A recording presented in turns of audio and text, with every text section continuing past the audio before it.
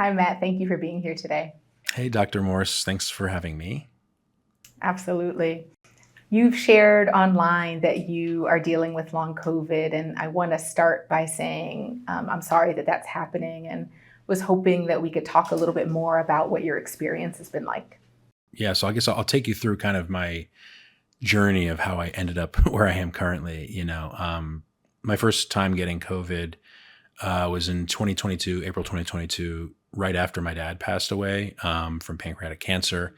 And, I knew that grieving can cause physical symptoms, right? Like fatigue and brain fog and other mental health impacts. So for a while, it was a little muddied, and I thought that this was what I was experiencing. As I started to learn a little bit more about it from other people, I wasn't sure really if I had it. And I kind of kept saying, I was like, I think maybe I have long COVID to people, but no one else seemed very concerned about it. So I chose the temporarily less stressful option to not be concerned about it either.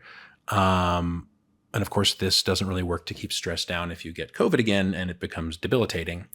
But obviously, like with so much pandemic burnout that everyone has, right? I was understandably trying not to think about it. And the fatigue, I would say, was and is still the main issue. And it also, I have exercise intolerance, so it gets worse when working out. And I didn't learn till later that this can also cause like a reduction in overall baseline of energy and potentially permanent damage. And so I was for a year working out and kind of pushing through. And I also have slower cognitive speed. For the first time in my life, trouble sleeping and heart racing at night, and screen sensitivity. I get like this lightheadedness and fatigue when I look at screens for too long. That's what these glasses are actually for. So these are just about like half of the symptoms that I experience, which is very difficult. And I know so many people from being more in the long COVID community who have it so much worse than I do. And I think I kept hoping that it would go away on its own. I just thought, maybe if I just give it some time, just let it happen. Just time heals all wounds. Not this one, apparently. But I'm now seeing my fourth doctor this year, basically. Spent a lot of energy sort of pursuing care.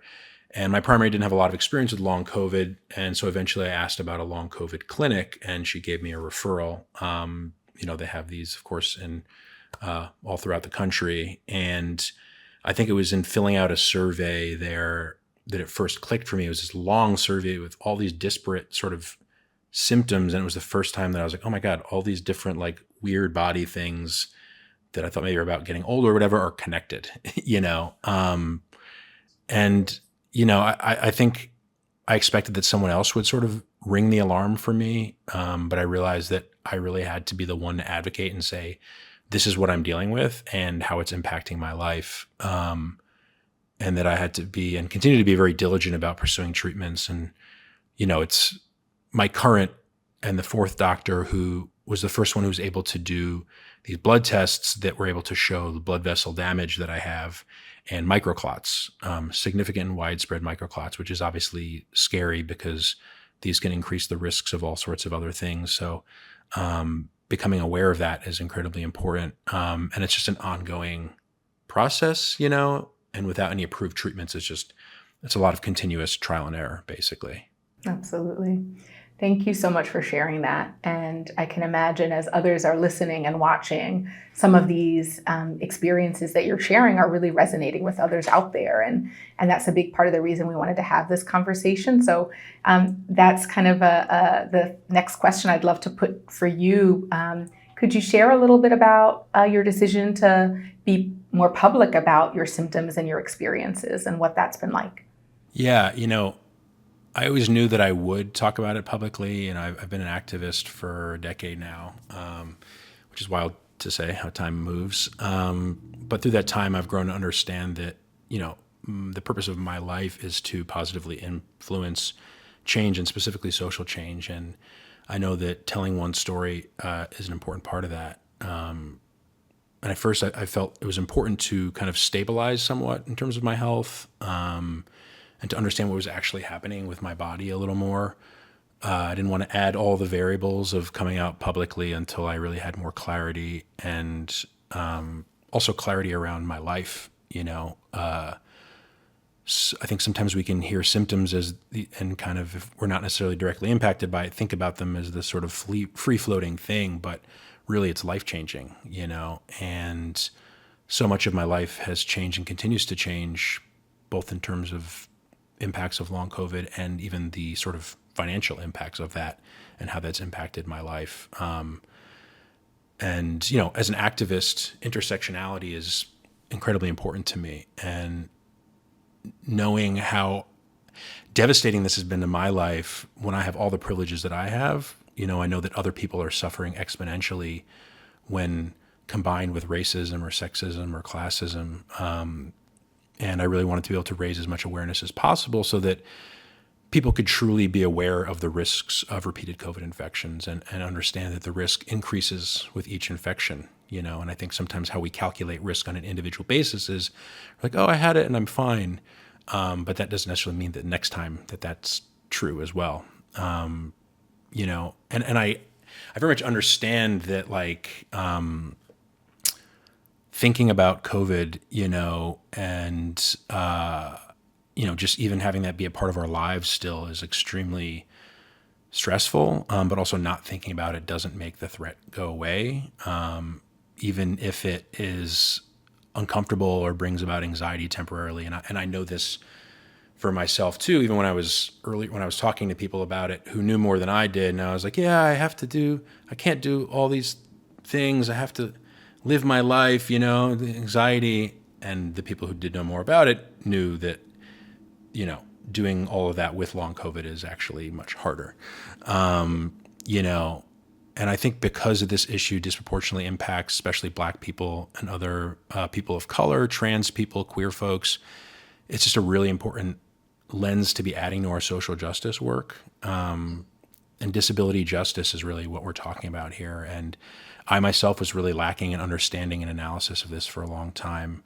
And I know from my activism in other areas, starting with like feminism and then incorporating anti-racism, that listening to the people that are most impacted is incredibly important. And I do find that when it comes to disability and long COVID, many more people seem to think that I'm exaggerating, or that people in my community are exaggerating, or that they even know more about COVID and long COVID than I do.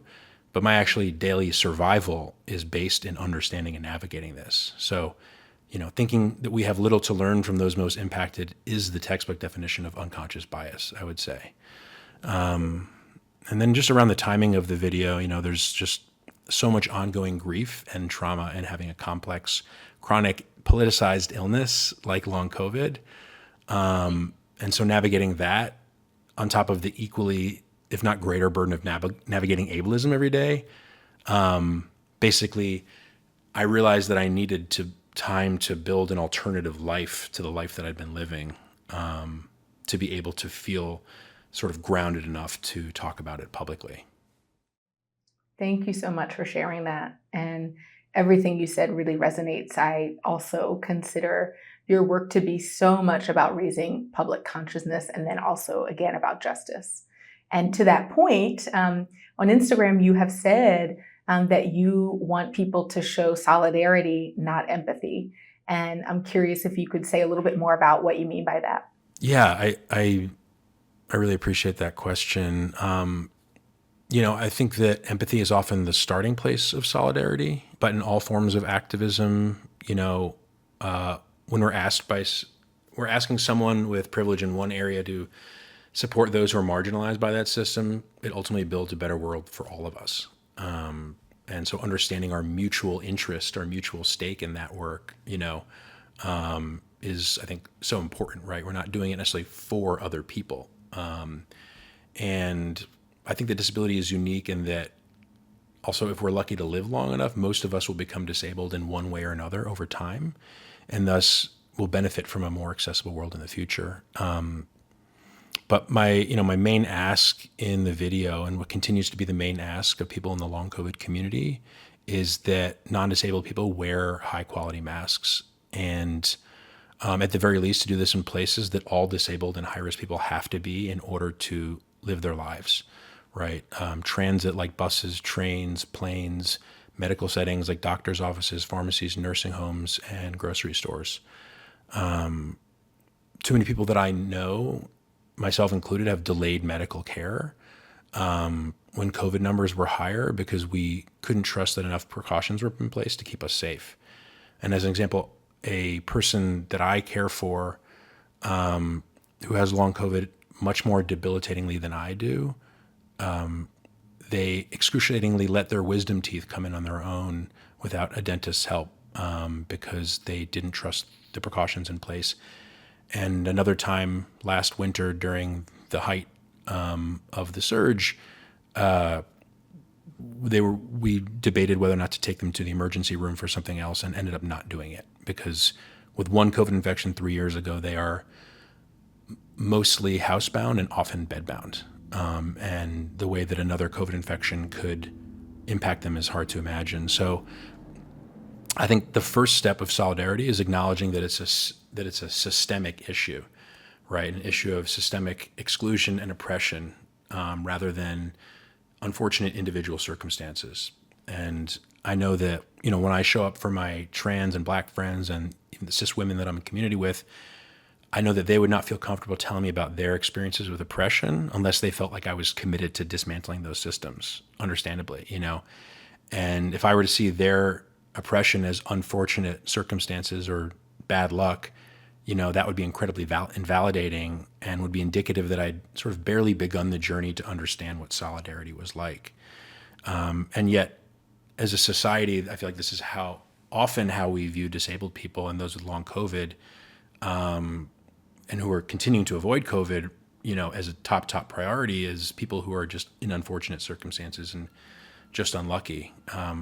So to me, empathy tells me that someone is willing to feel certain things, but without solidarity, it tells me they're not willing to do the things that actually help make me and people like me safer, which is the most important thing, and is the most important thing across all activism, right? It's not a personal project of enlightenment.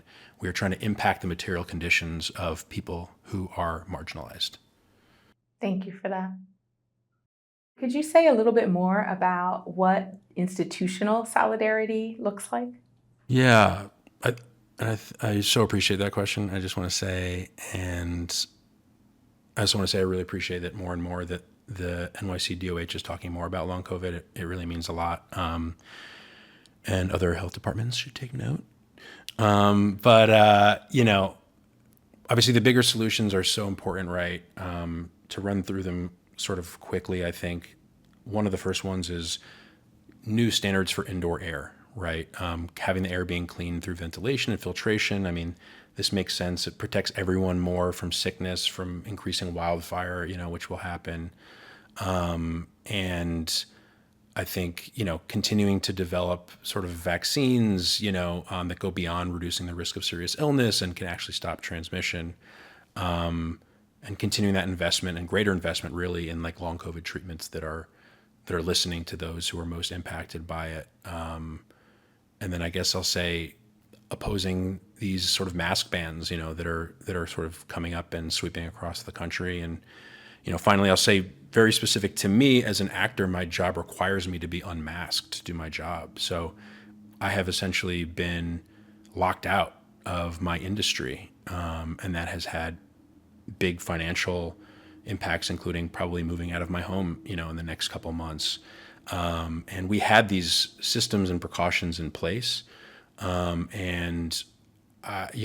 hope to see solidarity institutionally from people in my industry and also from my union to make it so that I can work safely, because no one should have to choose between a paycheck and their life and safety. Thank you so much for describing that and for sharing your journey. If you could tell us just a little bit about what you would like others who are listening today to kind of, take away from your story. Is there a area or a particular kind of aspect of your journey that you really hope that everyone out there listening carries forward with them today?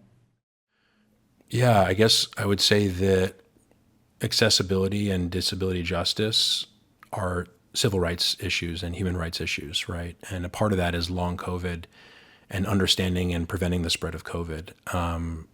And we all share the air, so making spaces safer and more accessible for other people is incredibly important, and also doing those same things are what protects you as well.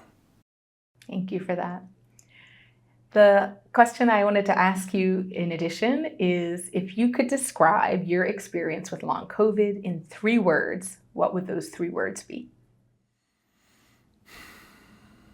Life-changing, isolating, and clarifying. Thank you, Matt. I really appreciate you being with us today and sharing your experience and your story. I have deep gratitude for your courage in doing so, and hope that everyone who's listening really learns from everything you've shared and protects themselves and their communities in the ways that we know work. Thank you. I really appreciate you taking the time and your commitment to this work as well. Thank you, Matt. Until the next time.